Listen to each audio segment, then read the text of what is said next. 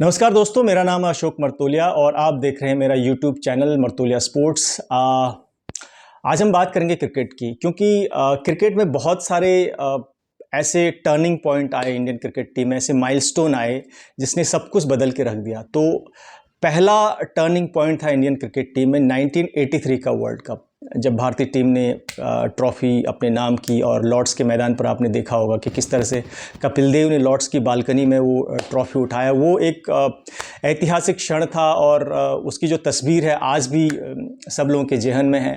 मुझे लगता है कि बहुत सारे हम में से जो लोग हैं जो देख रहे हैं ये यूट्यूब चैनल, वो पैदा नहीं हुए होंगे, लेकिन अगर उस समय उस वक्त के लोगों की बात करें जिन्होंने ये मैच देखा उस समय, तो बहुत ही ऐतिहासिक क्षण था। उस समय लगा ही नहीं था कि, क्योंकि भारतीय क्रिकेट टीम उस समय एक तरह से नेपाल की जैसी टीम थी। जिस तरह आज नेपाल का स्टेटस है, उसी तरह 1975 के दौरान जो इंडियन टीम क्रिकेट का स्टेटस था, जो हमारे बीसीसीआई की जो रेपो थी या उनका जो इमेज था वर्ल्ड में, उतना बड़ा नहीं था। हालांकि आजकल बीसीसीआई आप देखें बहुत ही स्ट्रॉन्ग एक एसोसिएशन है और आईसीसी में बीसीसीआई का बोलबाला है, ये सब जानते हैं।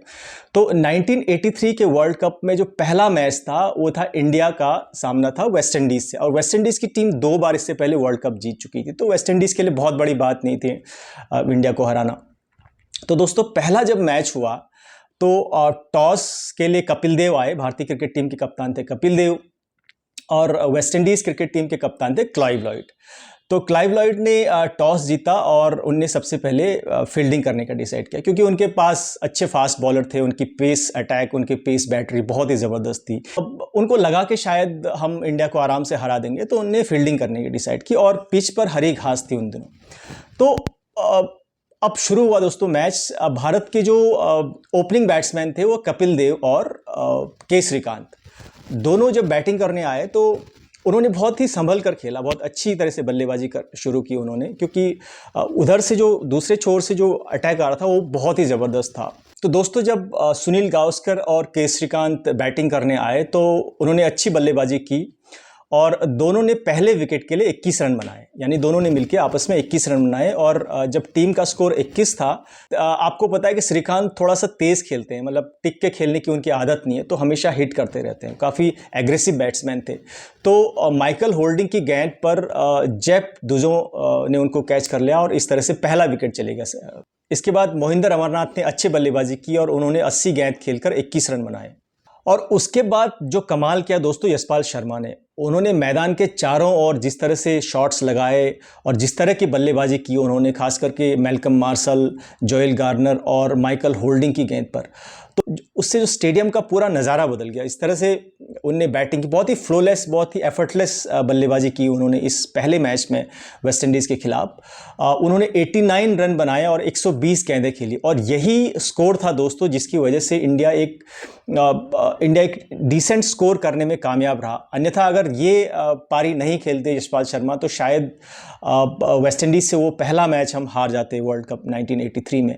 तो जो ज़बरदस्त उनने बल्लेबाजी की, जो उन्होंने स्ट्रोक्स खेले, उससे बाद के जो बल्लेबाज है उन पे एक तरह का कॉन्फिडेंस आया।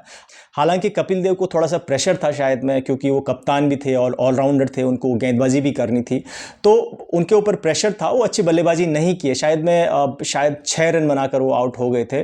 लेकिन दोस्तों, इसके बाद जो टेल एंडर बैट्समैन थे इंडियन क्रिकेट टीम में, रोजर बिन्नी और मदन लाल, दोनों ने जिस तरह की बल्लेबाजी की और जिस तरह संभल कर खेला, उन्होंने टिक कर पिच पर खेला और 1-2 रन इसी तरह से बनाते गए। और दोनों की जो पार्टनरशिप थी, जो साझेदारी थी, वो तकरीबन 50 रन की थी। तो जिसकी वजह से इन दोनों के स्कोर की वजह से इंडिया टीम 262 रन बनाने में सफल रही। सोचो, अगर इन दोनों ने अच्छा परफॉर्मेंस नहीं किया होता, क्योंकि वो तो गेंदबाज थे, उनका तो काम गेंदबाजी करना था, लेकिन उन्होंने जिस जिम्मेदारी तरीके से पारी खेली, जिस तरह से उन्हें रन बनाए, तो ये जो 51 रन का जो ये मार्जिन था, उसकी वजह से ही इंडिया की टीम 262 रन बना पाई। और उन दिनों 250 के आसपास भी अगर आप वनडे क्रिकेट टीम में बनाते हैं तो वो बहुत ही एक डिसेंट स्कोर माना जाता था। हालांकि आजकल आप देखिए 300 का स्कोर भी सेफ नहीं है, लेकिन उन दिनों 250 के आसपास अगर आपने रन बना लिया पहले बल्लेबाजी करते हुए, तो बहुत ही सेफ स्कोर माना जाता था। और यहाँ तो इंडिया ने 262 रन बनाए।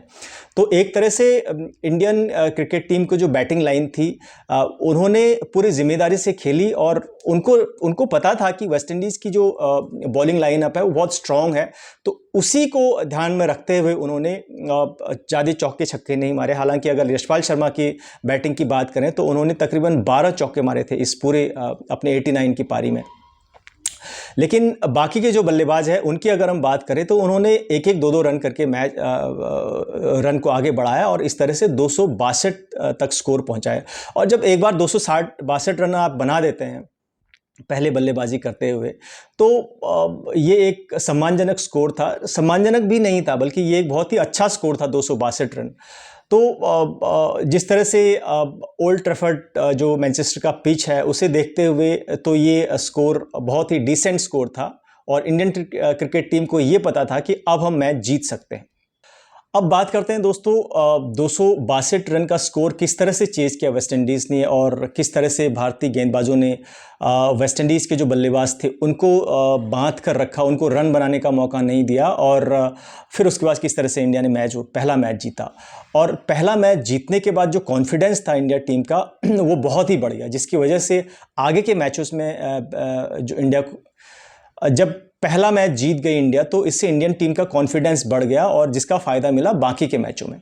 तो दोस्तों जब वेस्ट इंडीज़ के बल्लेबाज बल्लेबाजी करने आए 262 रन के स्कोर को चेज करने के लिए, तो गॉर्डन ग्रीनिज और डेसमंड हैंड्स दोनों ओपनिंग करने आए। और अब दोस्तों जब बलविंदर संधू ने गॉर्डन ग्रीनिज को बोल्ड किया और वेस्ट इंडीज़ की टीम को पहला झटका दिया, तो उससे खिलाड़ियों में और जो इंडियन क्रिकेट टीम के जो बाकी खिलाड़ी थे और जो बैट्समैन जो बॉलर थे उनमें एक तरह से जान आ गई। जब गॉर्डन ग्रीनिज को बोल्ड किया तो उसके बाद इंडिया की जो फील्डिंग थी उनमें जान आ गई और जिसकी वजह से डेसमंड हैंड्स रन आउट हो गए। और जब दोनों जो बैट्समैन थे वो जो पवेलियन लौट गए, 24-24 रन दोनों ने बनाए, तो जब ये दोनों पवेलियन लौट गए तो इंडियन क्रिकेट टीम को लगा कि शायद अब हम कर सकते हैं, अब हम इस मैच को जीत सकते हैं। बस एक ही परेशानी की बात थी, वो था विवियन रिचर्ड्स।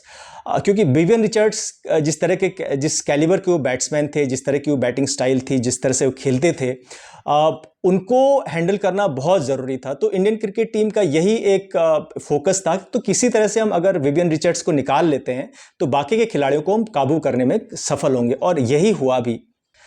दोस्तों जब विवियन रिचर्ड्स मैदान पर आए बैटिंग करने के लिए तो इंडियन जो बॉलर थे उनकी धड़कनें तेज़ हो गई। उनको लगा कि अब इसको रोक पाना बड़ा मुश्किल होगा, क्योंकि विवियन रिचर्ड्स का जो कैलिबर है, उनका जो स्टाइल है, उनका जो स्ट्रेंथ है बैटिंग का, वो अनइमेजिनेबल था। मतलब इस तरह के बैट्समैन शायद ही देखने को मिले, क्योंकि विवियन रिचर्ड्स बहुत ही एफर्टलेस और बहुत ही फ्लो के साथ वो खेलते थे। और जब एक बार उन्होंने हिटिंग करना शुरू कर दिया, एक बार उन्होंने जब रन बनाना शुरू कर दिया, तो उनको रोकना बहुत ही मुश्किल होता था। रोजर बिन्नी को हिट करने के चक्कर में आउट एज लगा, बल्ले का बाहरी किनारा लगा, और जिसकी वजह से विवियन रिचर्ड्स आउट हो गए। तो ये एक तरह का टर्निंग पॉइंट था उस मैच का। 1983 वर्ल्ड कप का ये चौथा मैच था और इंडिया का पहला मैच था वेस्ट इंडीज़ के साथ। तो जब विवियन रिचर्ड्स आउट हो गए तो उसके बाद इंडियन बॉलिंग लाइन के लिए बहुत आसान हो गया मैच को काबू करना, क्योंकि बाकी खिलाड़ी भी अच्छे थे, लेकिन जिस तरह से विवियन रिचर्ड्स को आउट करके जो एक कॉन्फिडेंस था इंडियन क्रिकेट टीम का, वो बढ़ गया। अब रोजर बिन्नी ने सिर्फ विवियन रिचर्ड्स को आउट किया, बल्कि और कप्तान क्लाइव लॉयड को उन्होंने 25 रन के निजी स्कोर पर बोल्ड कर दिया।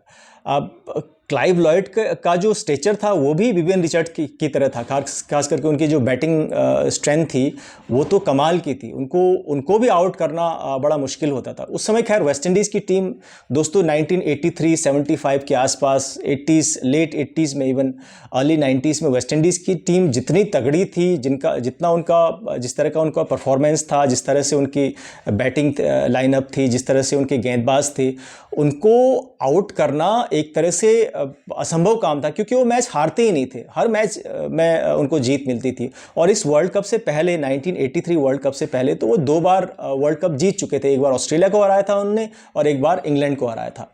तो इस वर्ल्ड कप में बहुत ही हाई टेम्पो के साथ वो 1983 वर्ल्ड कप में आए थे, लेकिन जिस तरह से पहले मैच में एक मिन्नो टीम, एक दोयम दर्जे की टीम इंडिया से वो हार गई, वो उससे वेस्ट इंडीज़ का हालांकि उनका कॉन्फिडेंस उतना लूज़ नहीं हुआ, लेकिन भारतीय टीम का जो कॉन्फिडेंस था वो यहाँ से इधर तक बढ़ गया। तो दोस्तों अब जब गॉर्डन ग्रीनिज आउट हो गए इस मैच में, रोजर बिन्नी ने उनको बोल्ड कर दिया, तो कपिल देव को लगा कि अब हम इस मैच को आराम से जीत सकते हैं, क्योंकि मैच जीतना बहुत ज़रूरी था अगर आपको फाइनल खेलना है तो। अब दोस्तों इसके बाद जब क्लाइव लॉयड और विवियन रिचर्ड्स दोनों आउट हो गए तो इंडियन टीम के लिए मामला अब को सुलटाना आसान हो गया। लेकिन दोस्तों इसके बाद जो टेलेंडर थे जोएल गार्नर और एंडी रॉबर्ट्स, ये दोनों ही गेंदबाज थे, इन्होंने जिस तरह से मैच को फंसा दिया था, इसके बाद इन्होंने धीरे धीरे करके एक एक दो रन करके मैच में आगे बढ़ते रहे और रन बनाते रहे। दोनों ने 37 रन बनाए। अगर रवि शास्त्री ने जोएल गार्नर को आउट नहीं किया होता तो शायद भारत ये पहला मैच वेस्टइंडीज़ के खिलाफ हार जाती। लेकिन रवि शास्त्री, क्योंकि रवि शास्त्री ने इस मैच में, पहले मैच में 1983 वर्ल्ड कप के 3 विकेट लिए थे, तो क्योंकि स्पिनर थे तो वेस्ट इंडीज़ के जो बैट्समैन थे उनको स्पिन में को खेलने में थोड़ी सी दिक्कत हो रही थी। तो जिस तरह से एंडी रॉबर्ट्स और जोएल गार्नर ने, जो इनके टेलेंडर बैट्समैन थे, इन्होंने जिस तरह से बल्लेबाजी की तो मैच को इन्होंने लगभग फंसा दिया था। लगभग ये मैच इंडियन क्रिकेट टीम के हाथ से जाने वाला था, लेकिन रवि शास्त्री ने अपने स्पिन से जोएल गार्नर को आउट कर दिया। रवि शास्त्री की गेंद को समझ नहीं पाए और वो आउट हो गए। इसके बाद जब जोएल गार्नर आउट हो गए तो फिर इंडिया के लिए मैच, लगभग इंडिया मैच जीत गई, क्योंकि रवि शास्त्री ने इस मैच में 1983 के वर्ल्ड कप के पहले मैच में वेस्ट इंडीज़ के खिलाफ रवि शास्त्री ने 3 विकेट लिए थे, क्योंकि वेस्ट इंडीज़ की टीम स्पिन को ज़्यादा खेल नहीं पाती थी, तो जिसकी वजह से रवि शास्त्री को फ़ायदा मिला और जो टेलेंडर्स बैट्समैन थे 3 विकेट लिए थे रवि शास्त्री ने, तो यहाँ पर ये फ़ायदा मिला। और रवि शास्त्री ने अगर जोएल गार्नर को आउट नहीं किया होता तो शायद ये मैच भारत हार जाता। लेकिन अच्छा हो, रवि शास्त्री ने अच्छी परफॉर्मेंस की, जो एक साझेदारी को तोड़ा उन्होंने, जिसकी वजह से इंडिया इस मैच को जीतने में सफल रही। वेस्ट इंडीज़ की टीम 228 रन पर ऑल आउट हो गई। वो पूरा इनफैक्ट 54.1 ओवर में ऑल आउट हो गई थी, वो पूरे 60 ओवर भी नहीं खेल पाए थे। तो इस तरह से इंडिया ने 1983 का जो पहला मैच था वेस्ट इंडीज़ के खिलाफ, वो 34 रन से जीत लिया। और ये जीत एक तरह से बहुत ही बड़ी जीत थी भारतीय क्रिकेट टीम के लिए, क्योंकि वेस्ट इंडीज़ को हराना उस समय, आपको पता ही है वेस्ट इंडीज़ की टीम कितनी मजबूत, कितनी स्ट्रॉन्ग टीम हुआ करती थी। तो जब ये मैच हराया इंडिया ने वेस्ट इंडीज़ की टीम को 34 रनों से, पहला मैच, तो एक तरह से कॉन्फिडेंस आ गया भारतीय क्रिकेट टीम पर। उनको लगा कि अब हम बाकी के मैचेज, जैसे, क्योंकि अगर आपने वेस्ट इंडीज़ को हरा दिया तो फिर इंग्लैंड, ऑस्ट्रेलिया, बाकी टीमों को हराना उतना कठिन नहीं था जब आप इतनी बड़ी टीम को हराते हैं। तो कॉन्फिडेंस बहुत मजबूत हुआ भारतीय क्रिकेट टीम का पहला मैच जीतने पर, क्योंकि जब आप शुरुआत अच्छी करते हैं तो बाकी चीज़ें आपके लिए आसान हो जाती हैं। तो ऐसा ही हुआ 1983 वर्ल्ड कप में, और इंडिया ने पहला मैच जीत लिया 34 रनों से, माइटी वेस्ट इंडीज़ को हराया। और ये एक बहुत बड़ी सफलता थी भारतीय क्रिकेट टीम की 1983 की वर्ल्ड कप में। बाकी के मैचेस की भी मैं बात करूंगा कि किस तरह से बाकी मैच इंडिया टीम जीतती रही। हालांकि 2 मैचेस हारे थे इस बीच इंडिया की टीम, लेकिन सेमीफाइनल जीत गई। उसके बाद फिर फाइनल खेला इंडिया ने, फिर फाइनल में किस तरह से इंडिया ने वेस्ट इंडीज़ को हराया, तो ये एक कहानी है। लेकिन पहला मैच था वो इस तरह से हुआ था भारतीय टीम में। यशपाल शर्मा ने ज़बरदस्त बैटिंग की, शायद वो इस मैच में शतक भी बना सकते थे, लेकिन क्योंकि उनको लगा था, शायद वो इतना कॉन्फिडेंस आ गया था उनमें कि वो एक शतक बना सकते हैं, लेकिन जिसकी वजह से वो तेज़ खेलने लगे और तेज़ खेलने के चक्कर में वो बोल्ड आउट हो गए। तो दोस्तों ये था 1983 वर्ल्ड कप में इंडिया का पहला मैच, जब इंडिया ने वेस्ट इंडीज़ को 34 रन से हराया। तो इसके बाद बाकी चीज़ें आसान हो गई थी भारतीय टीम के लिए, और ये एक बहुत बड़ी सफलता थी भारतीय क्रिकेट टीम के लिए, क्योंकि वेस्ट इंडीज़ जैसी टीम को जब आप पहले मैच में हरा देते हैं तो फिर बाकी चीज़ें आपके लिए आसान हो जाती है। तो बाकी मैचों पर भी मैं बात करूंगा, लेकिन फ़िलहाल इतना ही। अगर आपको मेरा ये यूट्यूब चैनल पसंद आया, और दोस्तों अगर आपको ये लगता है कि मेरे इस यूट्यूब चैनल में इन्फॉर्मेशन है, मैं सही और ऑथेंटिक इन्फॉर्मेशन देता हूँ और आपकी ज़िंदगी में वैल्यू एडिशन होता है मेरे इस इन्फॉर्मेशन से, तो मेरे चैनल को आप लाइक, सब्सक्राइब और शेयर कर दीजिए। फ़िलहाल आपका बहुत बहुत शुक्रिया, धन्यवाद।